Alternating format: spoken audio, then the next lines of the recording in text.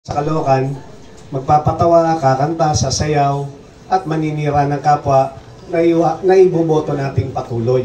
Andito po ang Team Trillanes, mamaya po iisa-isahin, hihimay-himay ni Vice Mayor PJ at ng darating na Mayor ng Caloocan kung paano tayo magiging maayos na talaga at yung salitang pagbabago, madama na natin sa Caloocan. So, ganyan lamang po, no? Ulitin ko, 10.7 billion ang pondo natin, napakalaki. Marami tayong programang pwedeng dalhin, hindi tamang laging ating ginagawa lang. Pansinin ninyo, bawat kanto. Pinagmamalaki natin sa Caloocan, lahat, infrastruktura.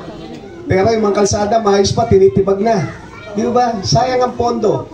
Sa iba't ibang lungsod, dati pag sinabi yung Kamanaba, number 1 tayo, ngunit ngayon, nauhuli na tayo. Kriminalidad, mataas. At napakadugyot ng Caloocan. Samantalang, nabanggit ko na nga po, sa ating talakayan, Baguio at Pasig, napakalinis.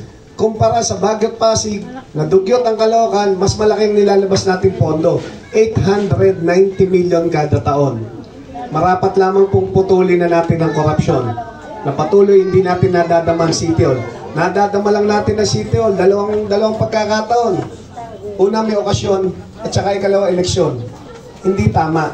So, andito po ang Team Trillanes. Mamaya po, makikita natin lahat kung ano ang ating tatanawin. Marahil nag-iisa si Wewel De Leon bilang oposisyon. Ngunit ibabalita ko po sa ating lahat, District 1, 2, 3, marami pong nakatahimik. At naniniwala ako, si Wewel De Leon hindi na nag-iisa. Pagdating ng Mayo, marami na pong mula. Puputulin na po natin ang korupsyon sa City Hall. Magandang hapon po. Salamat po muli sa inyo lahat.